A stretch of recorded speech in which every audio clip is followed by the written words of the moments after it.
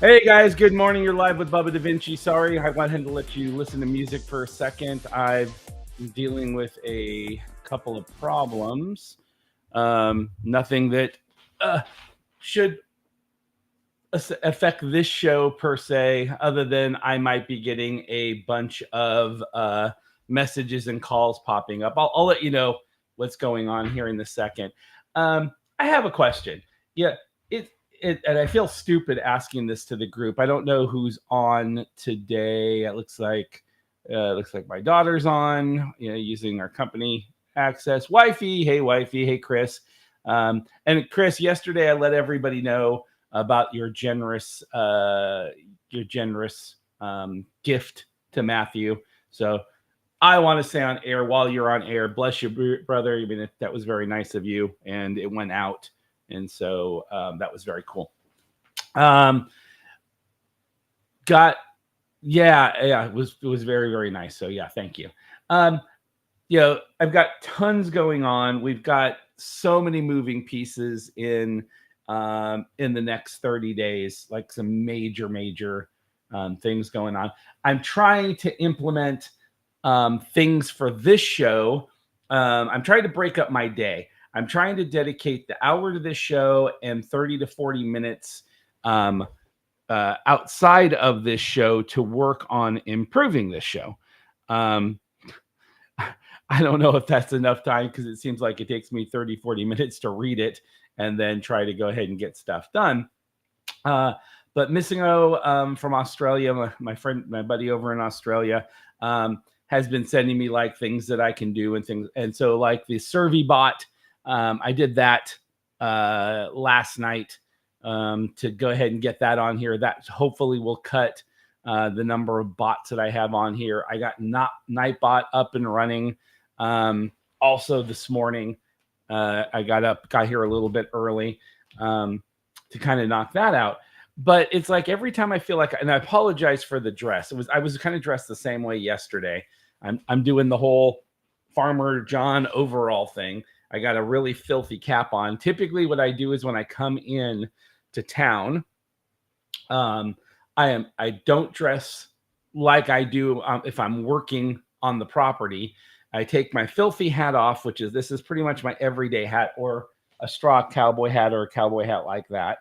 And come in, I switch it for one of my many hats on the wall, come in, sit down, put my hat on, make my coffee, and then get ready for the show and kind of just run. And everything got disrupted this morning. So I came in, pulled up to the property, and I have what's called a red notice on my door. And the red notice is basically, yesterday, I think I told you guys yesterday morning, I'm having problems with the city. And I might have talked about it a couple days ago too. I think we talked about it more in depth like last week. But my little town has decided that they want to be a homeowners association. And not just my town, but the town I drove you guys to, Creston, which is our big town in our county, has apparently also done the same thing. And I hadn't realized it until yesterday. And yesterday I got a call from our police department and saying that the city attorney and he were coming over to basically walk me through all my violations by me operating a business in this property. And on top of that, while I was gone, they had apparently come over and come onto my property and walked around and found a bunch of additional violations that they wanted me to correct. And my first thing was my brother-in-law is a deputy sheriff for the county. And I called him up and I was like, how can someone enter my property when there's no one home? They're entering private property and then serve me with violations by entering my property without my permission. And apparently, this is happening quite a bit. across the United States. As I Googled it yesterday, the number of places, cities that are dealing with this sort of infringement, it's like huge. It's like everywhere. So I decided I went ahead and met with them, and I took their list, and I pretty much kept my mouth shut for most of it. I let them do the talking. And then they basically said that I had to correct all this stuff by this weekend, or there's a city council meeting on Tuesday, and I am expected to be in front of the city council to explain what's going on. And if these things have not gotten changed, I will be served with court papers and fines. And I was like, okay, well, whatever. Just, maybe I'll see you on Tuesday. We'll see what happens. So thought it was done, left, come in this morning, and there's a red tag on my door with this rolled up piece of paper and a thing in it with basically typed up everything that they had told me yesterday. And they didn't file against me. The red notice is basically saying they have officially notified me of all my violations and that the next step is formally filing against me. And so now I'm going to have to hire an attorney. I have an attorney, but I'm going to have to get my attorney on this, which is going to cost additional money. But anyway, long story short, that's why I'm dressed this way, because I came in I'd come in, change out of whatever I've been working in prior, switch my hat, do everything else, and then sit down, talk with y'all, and then go back, switch back out, and everything else. And I was just so flabbergasted and reading this document that I just did not get to get and change. So I apologize up front with the way I look, and I'm also crooked, but yeah. So next week I'll be fighting that. I'm just shocked. But anyway, as I started, I got a message from my daughter this morning. She was driving to college, and she listens to we have a radio station here in Iowa called WHO. Pretty famous radio station, originally an AM station, but now it's an AM FM station. But it was the most powerful radio station in America for a lot of years. Ronald Reagan, our president, got his start on WHO radio. We have a lot of talk show hosts that get their start there because Iowa being in the center of the United States and them having such a powerful receiver, you could actually hear our radio station from coast to coast, which was very unusual in the 20s, 30s, 40s, 50s, 60s, 70s. I mean, now it's more common because we use satellites. But so it's kind of a big deal. And a lot of people listen to it because it's more of a less than it doesn't play music. It's a talk show radio. It was the first talk show radio, and they talk issues. They are a neutral station, so the first radio host might be lean left, and the next one will lean right, and we have all this stuff and kind of a Midwest thing, being in the middle. And so, anyway, long story short, I got this message right when we were going live and just saying, hey, I don't know if this is going to make any difference, but I was just listening to WHO, and Jeff D'Angelo, one of our DJs, was talking about city ordinances. He said that for cities to implement new ordinances or change one, they have to present it 3 times. And I don't know if this makes a difference. He was also saying that the states across the United States are looking at cities because cities are creating rules and ordinances that supersede both state and federal law. So while I think I'm dealing with this alone, it obviously has gotten to the point where people are, taking a look at it, like from radio stations and things like that. I actually know some people at WHO from my political years of doing lobbying and things like that. And so I may actually call over if I weren't doing this show right now, because that show is live. It started at 6:30 a.m. and it runs till 8:30, but they're topical. So now that topic is done, calling in and doing anything, but I may call over there and point out that, my county and my city are the, part of the problem. Because the things they were telling me yesterday, it was like, we have the right to do this. They were telling me they have the right, we were talking about the major town, Creston, and a gentleman went to jail last week because he refused to fix apparently a couple of things on his house. And we're talking about like some boards were coming off his siding. And they've hired in Creston, they've hired a nuisance officer. He writes up the nuisances. They serve you. They give you 7 to 10 days to fix it. And if you don't fix it, you get fined. And after you've been fined twice, they have the right to throw you in jail. Okay. I'm like, okay, when did we become a communist country? It's like, and here's the thing about this, and I'm sorry, instantly went to my soapbox. I apologize because I got served this morning. Let me take that back. I got red tagged. I have to use the right verbiage. I did not get served. I got red tagged. There's a lot of people that can't afford, like, apparently, according to the new ordinance, not only can they tell you what color they can paint your house, but if they don't like how your paint looks, they can serve you with saying that it's unsightly, and so therefore a violation, and they can make you repaint your house. And I live out in the country. This is Iowa. Every third house has got old paint on it. We have cold weather, hot weather, windy weather, tornadoes. I mean, you name it. It's like, half these houses are from the 1920s.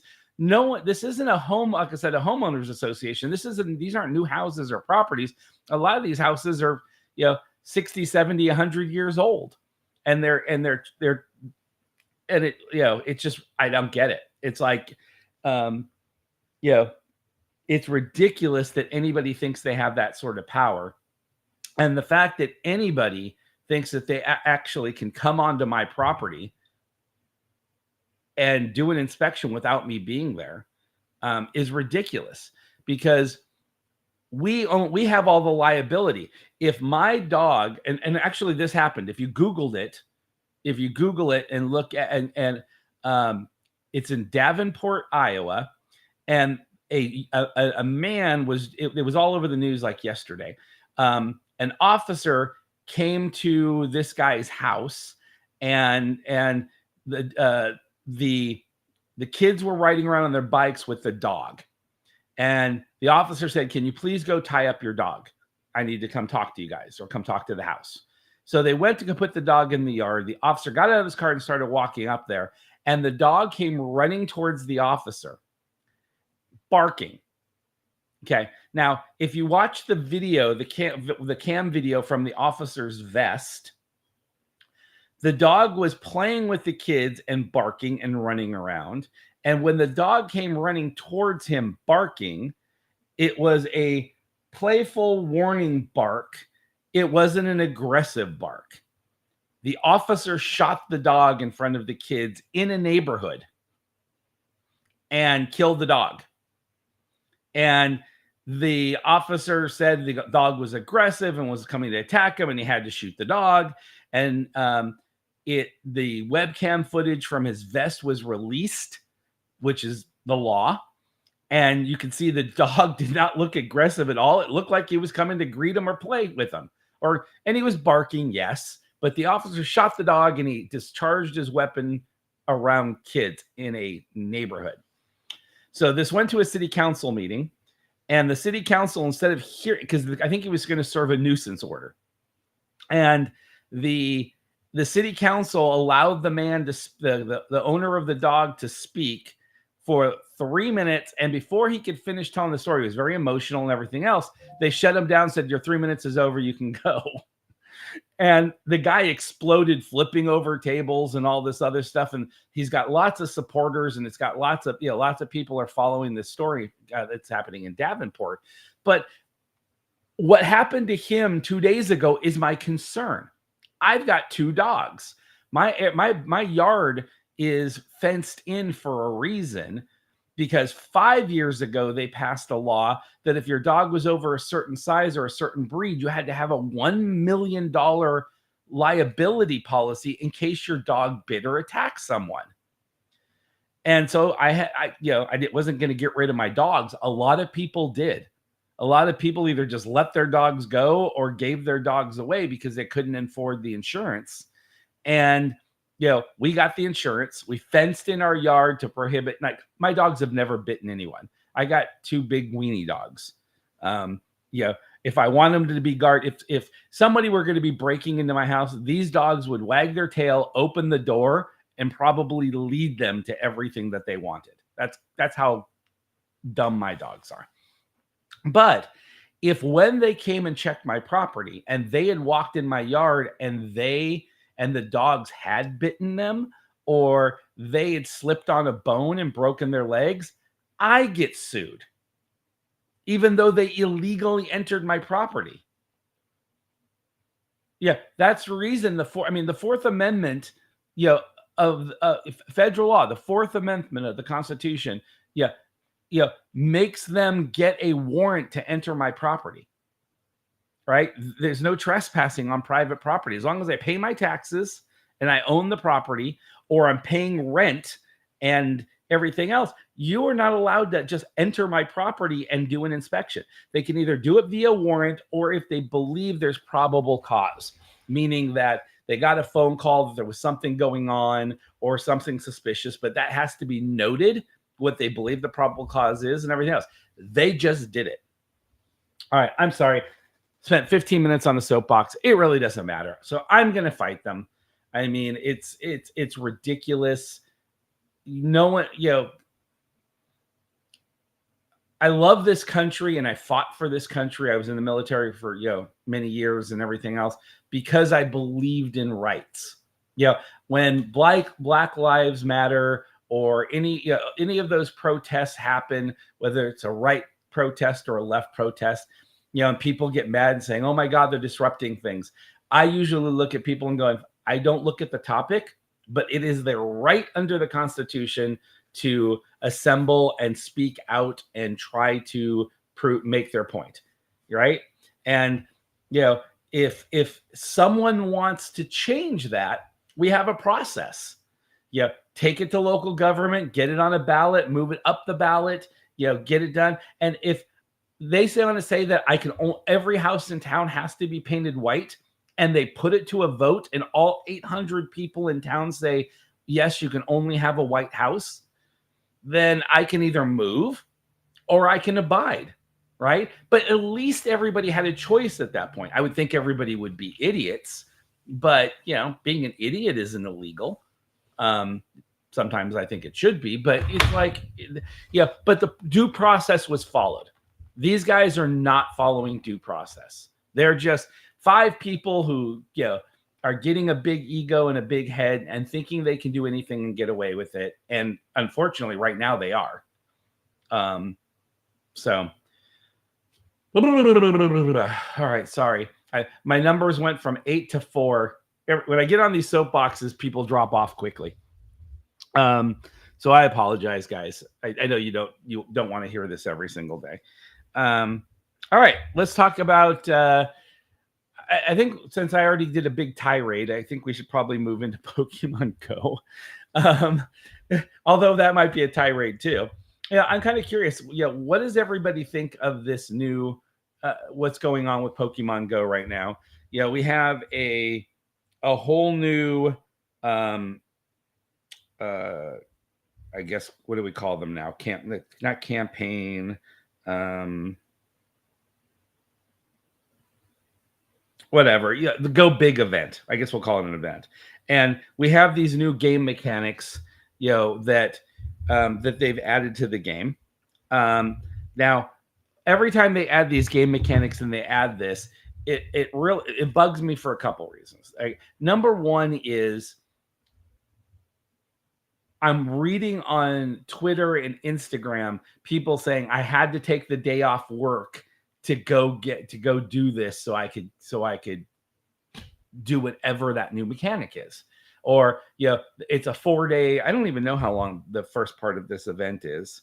I want to say it was 5 days. I'm trying to look it up right now. And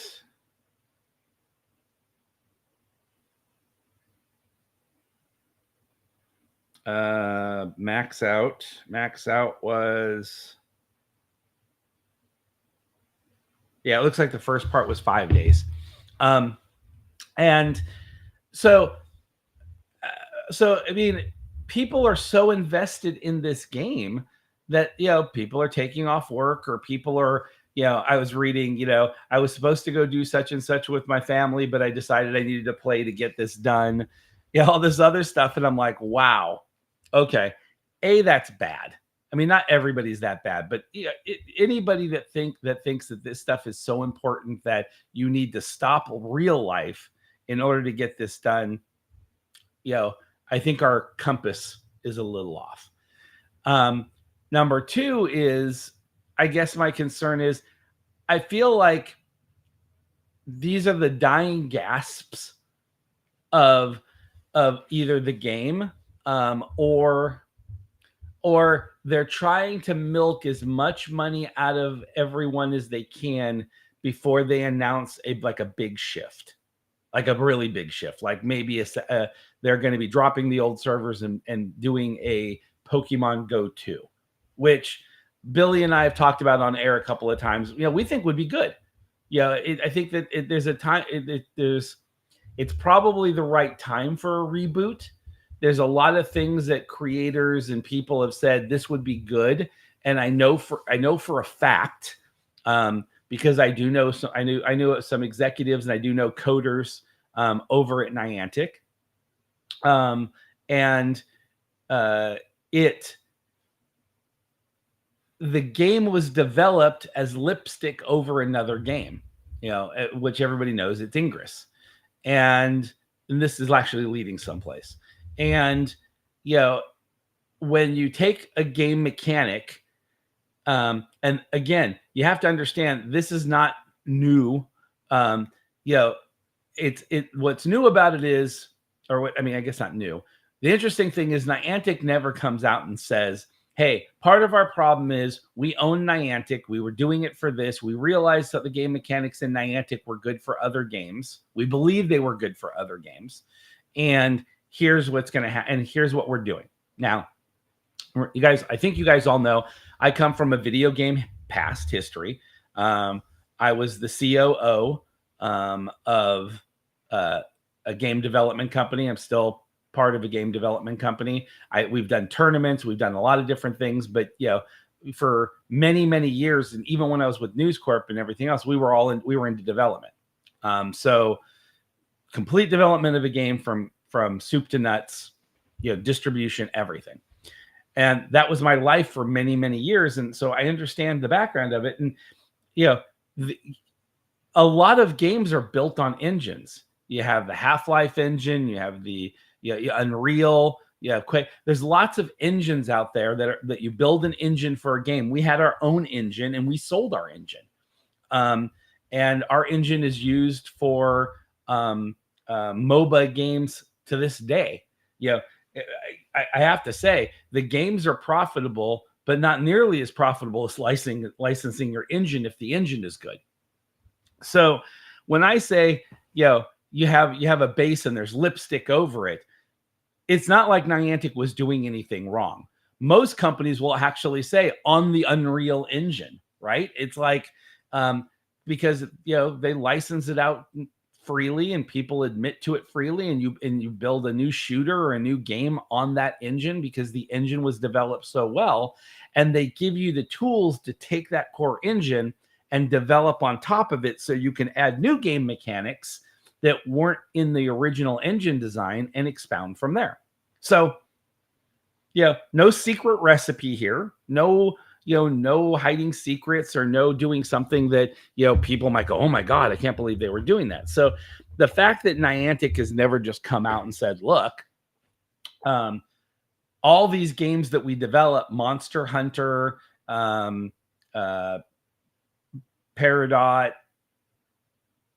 what are the ones that failed? Harry Potter, NBA.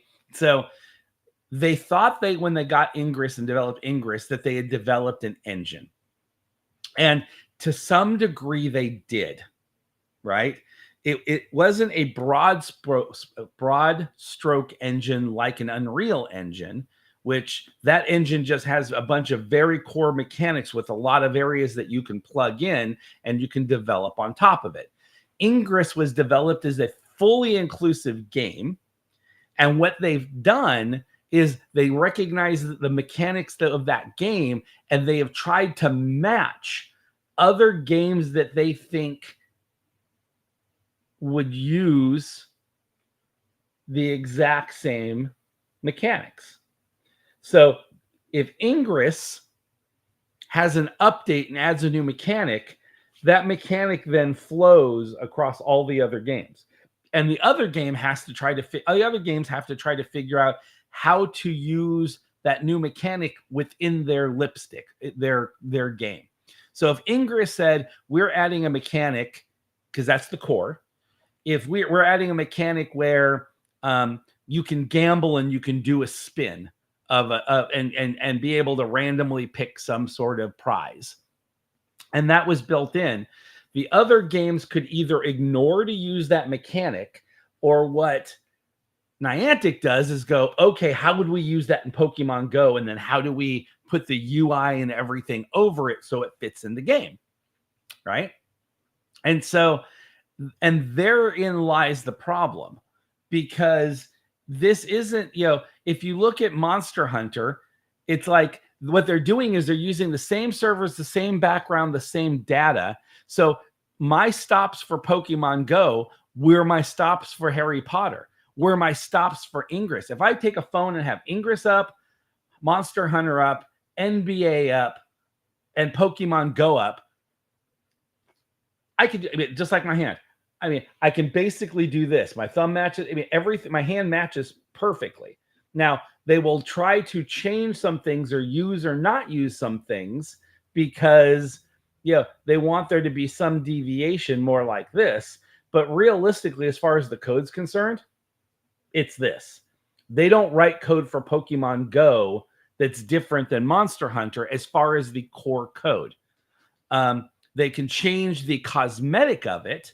They can turn things on and off, but because they all use the same server data. Now, if you are a Wayfarer, you know this to be true, because when they started the Wayfarer program, when you would pick a spot and say, we would go and investigate spots, there was a button you could hit. So if I were a Pokemon Go player, I could only look at things that were Pokemon Go. But then when I went to that spot, before I could authorize it, I would click a button to see if any of the games were using that exact same spot. Because I go and I take my house and I make my house a stop, a Pokestop, and they authorize it for this game, but then they might not authorize it for Monster Hunter or anything else. So the spot is done, and that data is in the background. They can also authorize it for all the games, or they can authorize it for individuals. But as a Wayfarer, you would see and you go, oh, it's a new stop, it's the right place. But then you could click a button and you say, oh, but it actually has already been turned on these other ones. And so then you would just be authorized, if they were saying, would this be a good one for Pokemon Go, you would just go ahead and do it. So, it's been confirmed many, many, many times over that the data is the same data, right?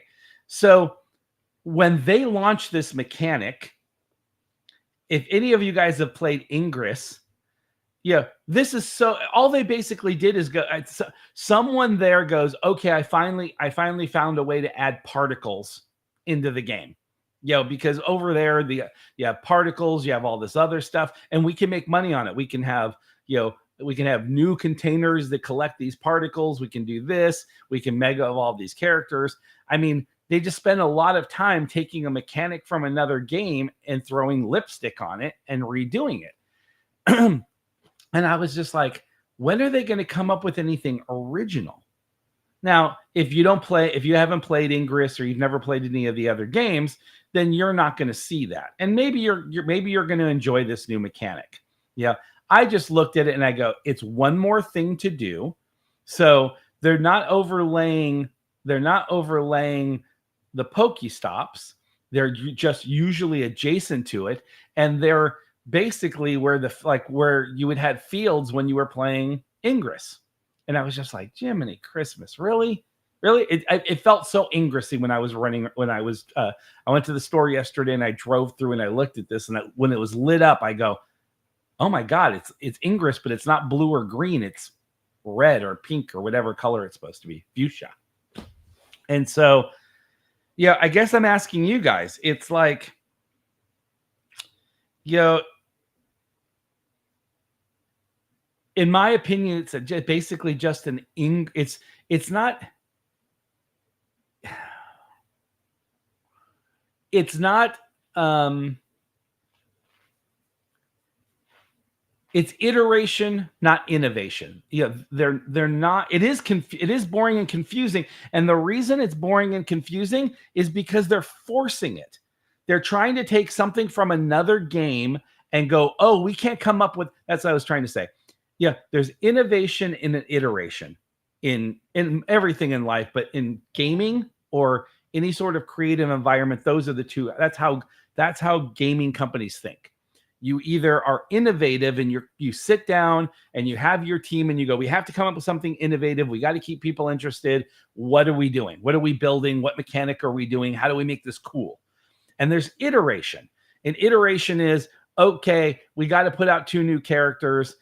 Take the rogue, give him a third arm or whatever, or cut off one of his arms and call him a disabled rogue, but he gets superpowers, right? It's like you're just doing the minimum that you can do and trying to build it into the story.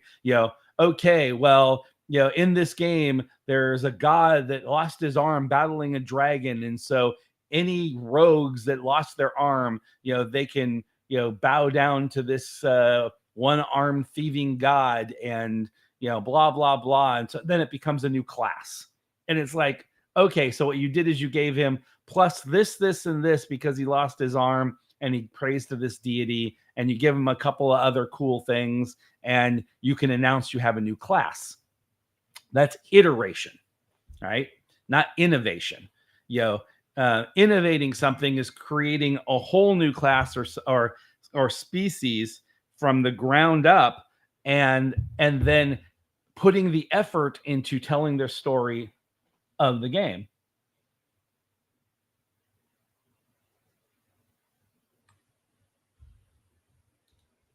I'm putting Farm Don's statement up. Of course, it's an iteration. Like I said the other day, good morning, Farm Don. Pokemon players will pay regardless of the functionality, and Niantic knows.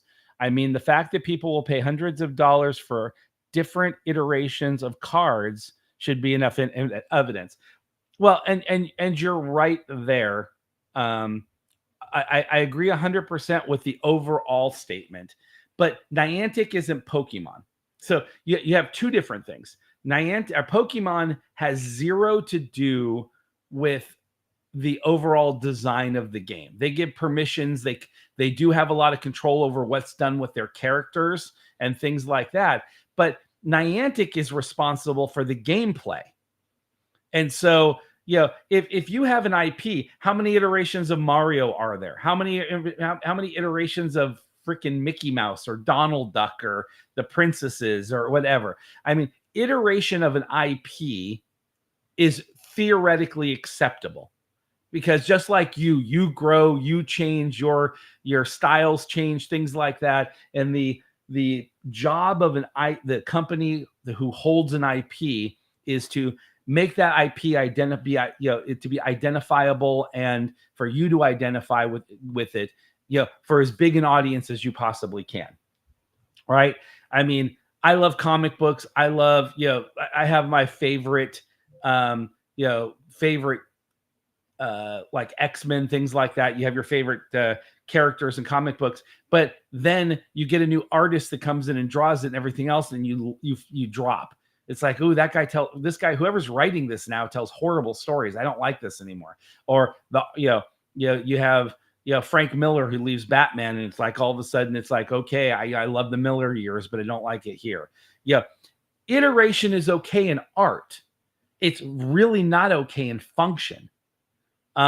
If you go to an amusement park and you love a roller coaster, but you've ridden it 50 times, and then all of a sudden they say, oh, where you have a new roller coaster and you get super excited, but all they did was change the colors of the carts themselves, the coasters, and then change it from Magic Mountain to, Magic Volcano. There is no function change, right? And so I think there is a difference, and I would hope people would be more reluctant to support something that there's never any new functionality.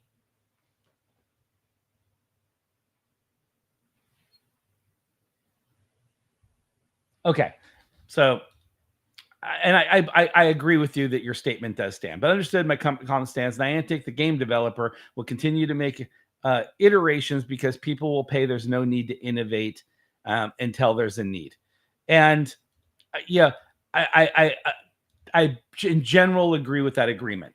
That's the tendency of a lot of companies, which is why a lot of game companies end up disappearing, is because they wait too long, and then when they have to go into development because they've gone so far down the tubes that it's years before they have something viable that people are interested in.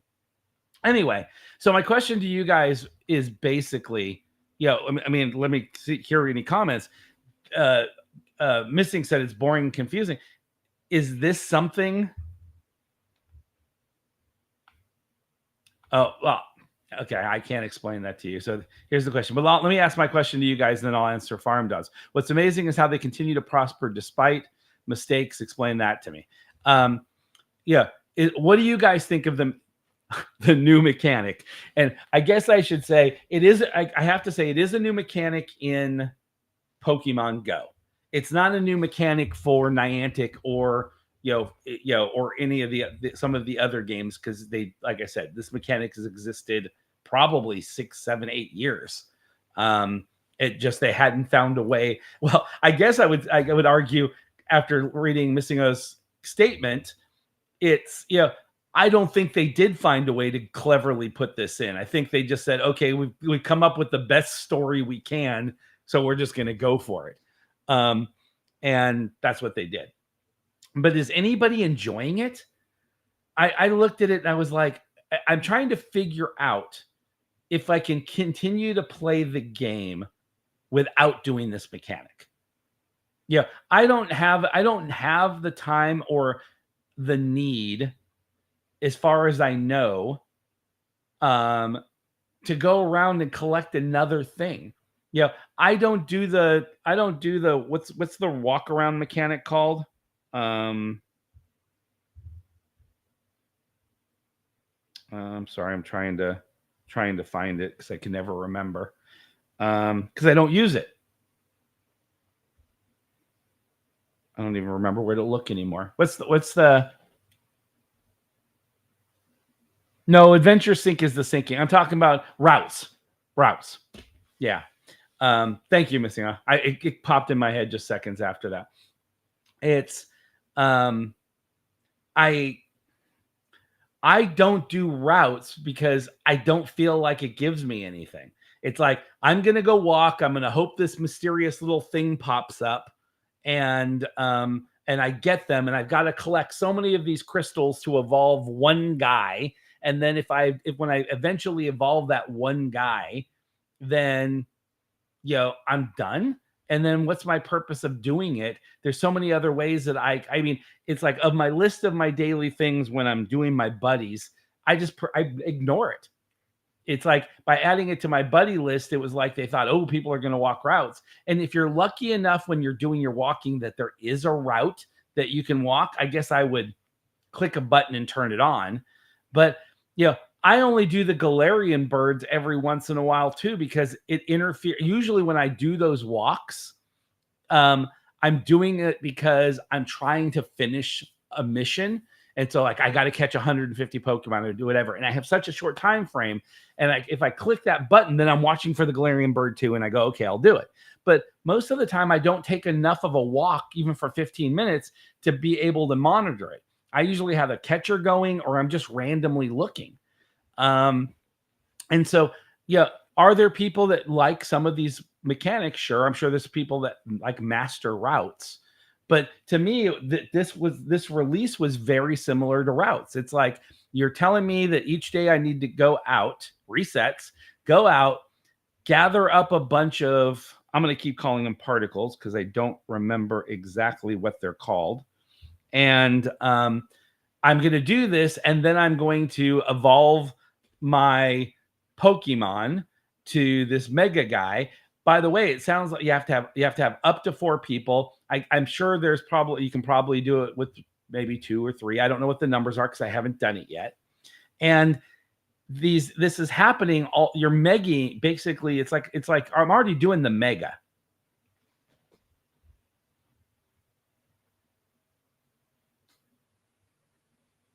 Yeah, and which is the same mechanic as Ingress. Ingress has the stuff going out there, and then you go by, and I can't remember, it's been so long since I played. You swipe and you get all, you can, when you go by, all the dust comes in and you're gathering the particles, which kind of gives you your power. So exactly the same mechanic, but it's like, why am I doing this? Am I really going to, are the battles going to do anything super cool for me? I mean, you have your megas that you're already doing. So this is kind of like a mega of a mega and other things. And maybe they'll come up with storylines that make it. But to me, this is just like another thing like the X raids. It's like they threw in X raids because they couldn't figure out the story. Then X raids went away and they came in with the new mechanic, which I think works better, having the mega egg and getting collecting until you can mega up your guy, and then you do the whole thing.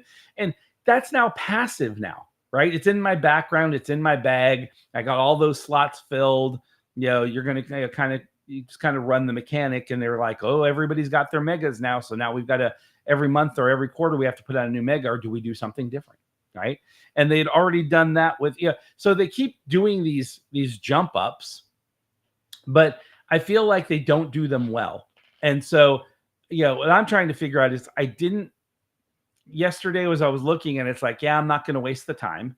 I mean, unfortunately, it's now part of my specials, and so if I want to kill that, whatever it is, 1 out of 3 to get rid of that, and luckily so far I'll be able to do that naturally. Walk 5K, as you say, you walk past those things, you tap on them, sucks up the power. I'll get them done, but I don't know if I'll ever use this. It's just one more thing I have to learn. One more thing that, stickers. Yeah, that's another one. Yeah. And again, you have to, it's not meant for everybody, right? They have a set of audience that are collectors. And I do have friends, 1 or 2 people that actually tune into the show occasionally, that they are sticker crazy. They love, they want to have every sticker out there. They actually pay for more pages when they, and we have, they also do the cards, that they like collecting. People send them cards and they want the unique ones, and they do that. That's another one I don't do. Yeah, you can't avoid it. And they're going to make this where you can't avoid it. It's going to be another one I have to do the mechanic, but I'm not, that doesn't mean I like it, and doesn't mean that it's going to add pleasure to the game. It's just going to be one more thing I have to do. Yeah, if you send me a sticker, yeah, it's like, I agree. I'm the same way. I only send stickers when it says you must send 10 stickers to finish this, set of missions. And then I go out there and I send them to friends. And usually it takes me 10 times longer than it should, because I don't send stickers ever. And then as I go through and I do my dailies and send presents and do everything else, I always forget to add that freaking sticker. And it's just like, oh, I can't believe I just forgot that. So now I got to do another one. It's just like, whatever. So is there anybody here so far, all 5 of you, is there anybody here that likes this new mechanic, that thinks, oh my God, this is genius, or, yesterday I had a good time? I'm not reading anybody so far that's like, this is super cool, or I dig it. I mean, they did. Yeah, it's just, I'm not reading it. I wanted to and again, I knew this was from Ingress, and so I kind of wanted to get your guys' feel on, is this another money suck? Is this just another way to placate everybody until they go?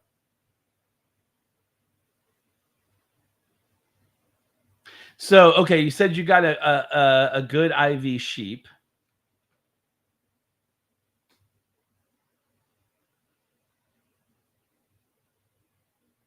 You don't have to be that guy. Actually, um, it is backwards because I originally had my camera on mirror, and so I wanted it to be right when it was on there. And then I decided I didn't need to do it, and it's actually coming down. So I didn't want to have to unscrew it from the wall when someone said, "Oh, you realize your stuff's on mirror and what Jeep and everything else is backwards." And I added the flag first, and then added the other stuff second, and then I changed it so you could read the stuff. Therefore, I made the flag backwards. So yes, I did know it was backwards.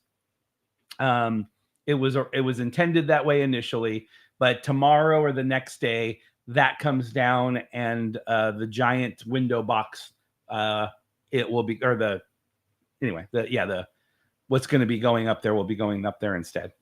But I appreciate that. You're definitely not that guy. I love when people catch things like that.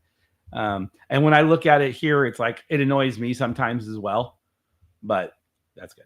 So you have a good IV sheep so far. No idea what I'll use it for. So do you have to catch a specific one? Is it again? I've decided I wasn't going to read about the mechanic. I was just going to follow through. Is there only specific? Like I know that you can catch the sheep, and the sheep can evolve, and you can use that dust on them. Can it be anyone in your inventory, or does it have to be a certain one that you catch and it's like marked in order for you to be able to do it? So I was just assuming it was like a mega, which is you can pick any of them in your inventory, and once you mega it, you catch one, and then that one is the one that is there. So it's not like megaing your Pokemon where you pick the one to mega, and then once that's done,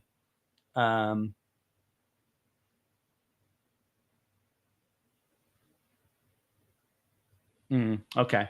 Yeah, because I mean, they say you can keep increasing them. So I guess unless they're trying to add, the idea is they're trying to create another environment, a collector's environment, which is okay. Now I'm trying to get a hundo. This is a sub of a sub, right? And it's like, okay, I've got a hundo now, and now I've got a hundo shadow. Now I have to have a hundo that you can do this, this Dynamax with. And so now I'm looking for my third hundo, because there's a lot of people like that. It's like, okay, I got my hundo Mewtwo. Now I need a hundo shadow Mewtwo. Now I need a hundo. What is it when you unshadow it? Purified Mewtwo. And now I'm going to be looking for a Dynamax hundo Mewtwo. Mewtwo is part of it as well. And if that's the case, they will get some action on it, because people are just going to do it because they have to be first, and they have to be the collector people. Yeah, I love a good hundo. I love to do. I love when I get one and things like that. To me, it's just like a shiny. If I get one, woohoo! It's awesome. If I get a shundo, that's awesome. My day is, my heart's not broken if I don't get one in 6 months or a year. It just makes it more exciting when I do. I'm not a shundo hunter, a hundo hunter, a shiny hunter. That's not my gig. And maybe they have a really good understanding of who their audience is, and they go, there's more hunters out there than there are just general players, and so adding this in there is going to make those people excited. I'm not seeing that on Instagram or Twitter. I'm seeing frustration across the board. I haven't seen everybody. I've not seen a single person saying this is the greatest game mechanic they've done in a long time. Most of the people I'm seeing are saying it's a miss. And I just wanted to find out if you guys agreed. So, and so far it's, again, appreciate it. I'm a military vet too, like I said, so I try to do most of my stuff right. But again, it was right. If you come on the show 4 weeks ago, it was right, because it looked reversed, but it's no longer right. Okay. All right. Since we did that, and going back to Farm Dawn, you kind of said, explain how they can keep screwing things up. There's not a good replacement for the game, right? If it's true for a lot of things. Yeah, if you like the game in general and you put time and effort into things, I'll use it. I was having a conversation last night with an old friend who is still playing World of Warcraft, and I'm like, "You're still playing that game?" And he was just expounding to me, "You need to come back to World of Warcraft." And I'm like, "Nah, I don't have time anymore." And when I played it a lot, it was because we were working for Blizzard, and so I could literally come home and tell my family I've got to go play for 5 hours because it's work, right? I would put in 40 hours a week into Blizzard, into World of Warcraft on top of my time working for Blizzard, because we were coding for it. And so we were trying to understand the game mechanics, and what people were feeling and doing. And that, all the employees of the company, part of their job was they had to play a minimal amount per day. And we even had sessions set up at the office where we rotated and we said, okay, next hour and a half, everybody gets in and plays. And then, groups would go in and jump in and play. So that way, and then we'd come back and go, okay, we need to come up with something. This is that game theory that I was talking about earlier. And it was fun. And I just don't feel like Niantic does the game theory type things. They just kind of shoot in the dark. They don't have people that are looking, going, this is something that would be cool to put in the game. Let's try it. Let's go ahead and run it on a test server. It's tight. It works. It's awesome. Let's release, which is what we would do back in the day with Blizzard. So anyway, Blizzard started just throwing things out there because they were trying to stay relevant. I mean, same thing's going on with Niantic, and started losing people. And I stopped working. My company stopped working with them. And so my interest waned very quickly. And when I asked, his name's Keith, I asked Keith, I was like, hey, Keith, I go, so you're trying to get me back in the game. I'm reading that the new game mechanics in this new set is awesome. And he goes, yeah. And he goes, they've really fixed a lot. They've done a lot of things that's making the game more fun. And I said, okay. And I go, I don't have the time. And I go, but you've been playing this long and just kind of staying with it. And he goes, there's not a good replacement. And I've invested so much money. I'd rather just keep pumping money into this until they fix it, which they did. And so he's super happy. Then go and grab a new game that might not be as good. And I put money in there and you do it. Palworld. Everybody was hot on it. We jumped on it. I went ahead and paid for a server. We did things, and very quickly everybody finished the game, and it was like, okay, it's done. There's lots of games where you can invest money in, and again, it's just, to me, it's kind of like Netflix with everybody binge watching. You blow through a game and you're done. At least Pokemon Go for the. I would challenge Farm Don, but I would hate for him to do it and actually tell me, because I would probably cringe and he might too, how much he has spent on this game, right? And when you think about that and you think about walking away and you do even a 10-second calculation in your own head, it's very easy to say, yeah, I'm just going to keep playing. I'm just going to keep, just fighting the good fight until I'm either super excited about the game, or until I just can't put another dime into it again. Every quarter,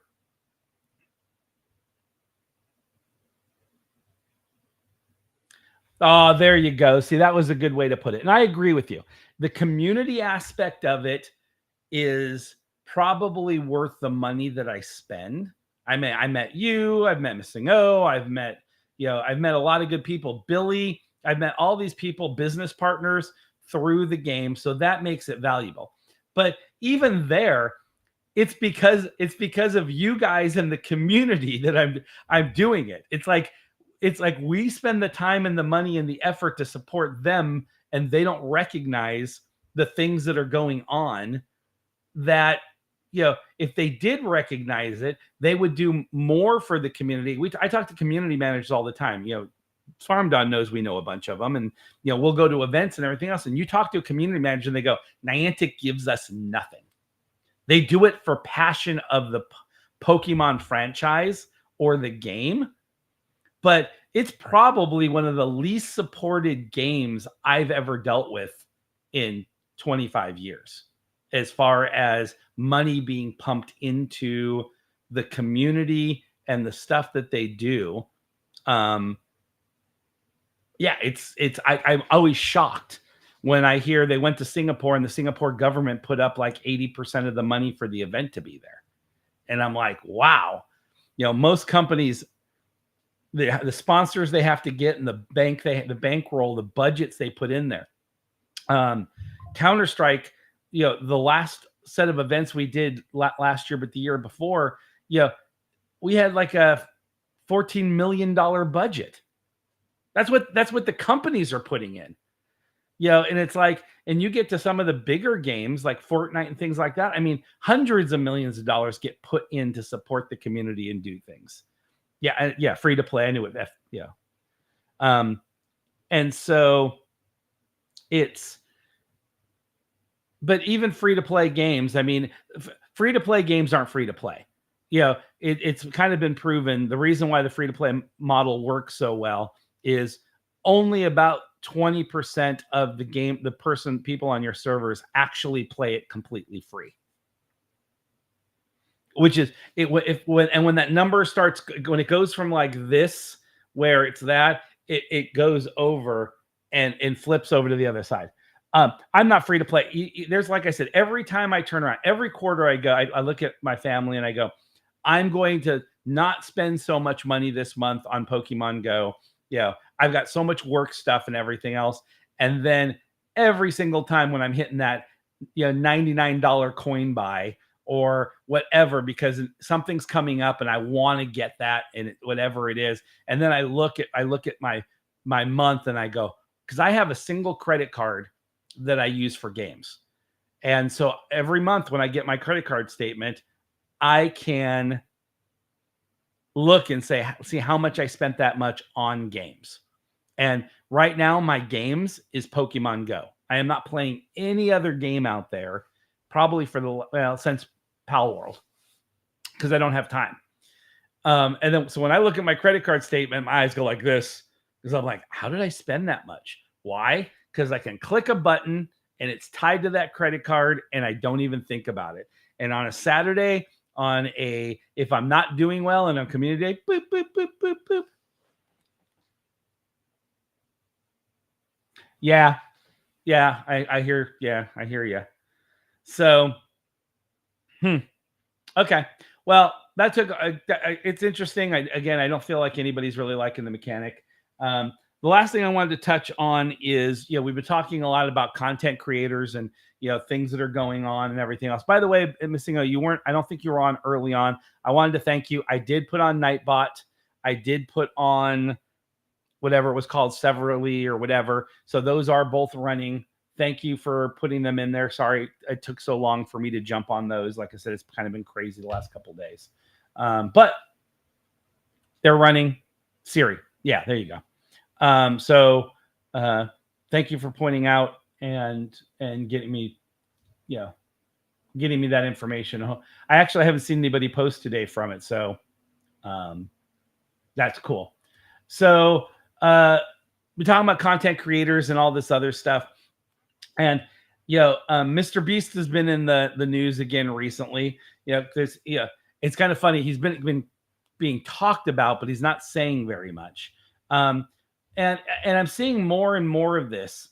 It's when social media and YouTube and all this stuff and TikTok originally first came out, the crazy stuff is what made you popular. Mr. Beast over the last couple of years has been kind of smacked around. He's, one of the more successful ones. Oh my God, that's hilarious. So I said the name of the software, and my iPhones and my iPads all got the logo on it for Siri. Yeah, it's doing it again because my voice activation is on and everything. So my laptop, my iPad, and my phone all went to waiting for me to ask whatever the question was. So that was hilarious. So they did stupid things when they were young. Mr. Beast got in trouble. Somebody recorded him making comments about what he would pay to buy a black person. There was a couple of them. There was one, he made some slurs or slanders about gay lifestyle or something like that.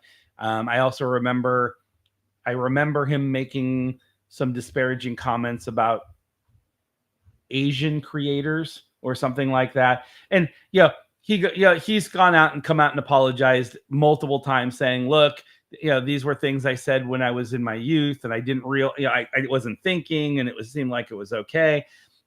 But he also, some of the pranks and things he's done are really stupid, and the Pauls were the same thing. A lot of these people that are now really high in numbers and very popular started by it, and it's always been that way. Back in my day, whenever we watched everything on MTV, we had Johnny Knoxville and those idiots stapling their balls to boards. And then what happened is, just like what happened with these guys is, people try to emulate them and they get hurt, and then they have to apologize for doing the stupid stunts and blah blah blah, and it goes out there. So Mr. Beast is doing a Netflix show. I've been trying to find the name of the show because I can't remember. Actually, and I'm wrong. It's an Amazon Prime show. I think it's called like Beast Games or Beast something like that. And he's got like a couple thousand creators. It's Squid Games, but with Mr. Beast, name on it, kind of, right? They do all these things, and apparently, they weren't feeding people. People were getting hurt. They didn't have proper first responders or people on site, so people got really hurt, exhaustion, just all these different things. And he thinks it's funny because he's trying to create all this dynamic reality TV, and these people were speaking out against him, and there's a possibility of him losing the show and all kinds of other things. And he's been relatively silent, but the more of this comes out, the deeper he seems to try to go and hide and everything else. And I'm like, maybe we're seeing a shift, because he also had one of his main cohorts, a young lady that was reported that she was saying inappropriate things to a minor. She denied it. I believe the minor denied it, but he fired her. And so then she's been fighting back. And then because she broke the NDA and everything else, it kind of opened the door for all other people who have worked for Mr. Beast, like an old writer and another one of his old sidekicks and things like that. Then now they're all coming to speak out about, bad environment, sexual harassment, this. And so, I'm starting to wonder, we've been talking about it a lot, kind of like how far things have gone. Are we finally hitting an end of an era when it comes to social media? Has it gotten so oversaturated? Has it become because all companies are looking at it as new marketing, new advertising, it's where everybody's eyes are, that now, just like everything, and everything has its day, right? It's like, at first everybody's having fun, everybody's breaking the rules, everything's the wild, wild west. And then it goes on for so long that it starts to become mainstream. And as you break into mainstream, you can't then rules follow, right? Law follows, social stereotypes and things like that, start to bleed into it, meaning that, you can't say, do, and things outside the norm anywhere, because you're not a cool fringe environment anymore, or platform. You are now a mainstream platform. It's kind of what happened to Facebook, right? It was edge and it was hookups and it was like college kids putting their information. It was there. Then you become corporate. Then you start doing advertising. And when it comes to advertising, you got to start following these rules. So as you start monetizing, as you start doing things, as more people start looking at you, rules, rules, rules. And now the only people using Facebook are over 40 years old or older. And and it's basically a combination advertising agent, advertising engine, and social media platform for seniors, right? So with all this stuff that's happening with Mr. Beast, and all the accusations and everything else, and he's not the first one. He's one of the bigger ones that are coming out there. What do you guys think? Are we finally maybe seeing where there's so many eyes on this that it's going to be like another Facebook sort of shift where rules, government, everything's coming in there, and these companies are going to have to start buckling down, and which creates a very hard environment for people like Mr. Beast to still survive in. I mean, in 1 year, he's had 5 different incidents. Most of these things have happened, with the exception of the show. Most of these are things that happened years prior, where everybody was just kind of okay with it and just kept their mouths shut. But now that it's being exposed, it's becoming this can't be tolerated. Thoughts? Maybe none. Anyway, I wanted to bring it up because I thought it was interesting. I'm not used to, I'm used to seeing, the occasional thing come up, but it's like now I'm seeing it a lot. And I'm the next step will be, if I'm right, and if there is a shift, if there is legitimately a shift happening in this medium, social media platforms, the next thing will be you will have government officials stepping up and trying to form official regulations on these platforms that follow TV and music and movies, meaning that there's governing bodies, that there's all these different things that overwatch what type of media content can be put on YouTube. There's going to be warnings on there, and there kind of already is. Twitter's gone to it, things like that, that certain type of content that pops up a little blocker that's kind of shaded over, and you have to actually accept it to actually see the content under there, because something in the statement or something that you did says that it might be, might be something that you don't want for people to watch, or if the people might not want to watch or read. And so I'm really, and when the economy goes like this and everything else, it's very easy for politicians to go squirrel, right? And kind of do this. And I could easily see that that's the direction it goes. Yeah, he's letting the lawyers talk, but he's never done that in the past, right? That's a pretty good sign of he doesn't know what the F to say. Right? It used to be like Logan Paul of those guys. They would come right out and go, oh, blah, blah, blah. And this is because that's part of their personality, their media personality. And it was okay because it was the wild, wild west. So going out and saying, yeah, I shot him, but what are you going to do? It was okay. Now they have so many corporate tie-ins and everything else that they're afraid of this sort of thing. So that's what I'm saying. Is there a paradigm shift in what will be okay?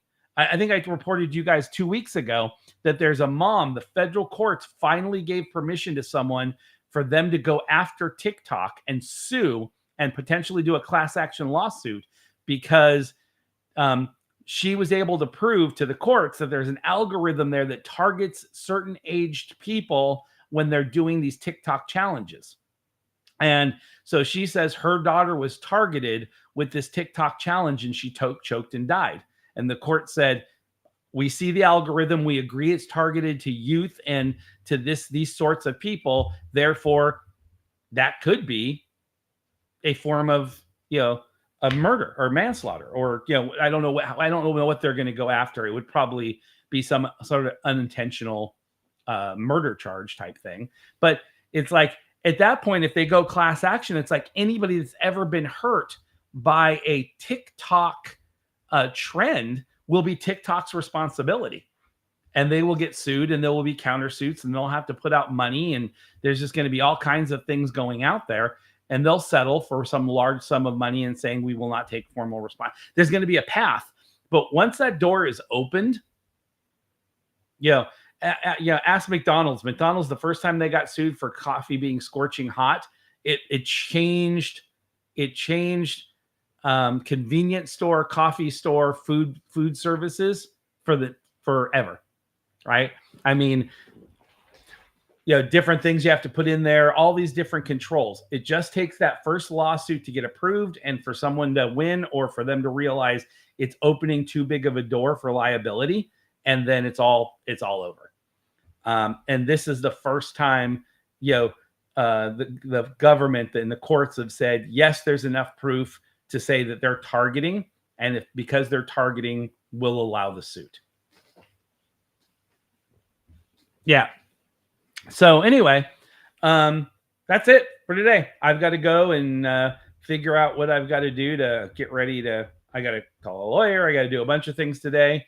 And we look like the weather's going to hold. So tomorrow I will be jacking up my house. So yay.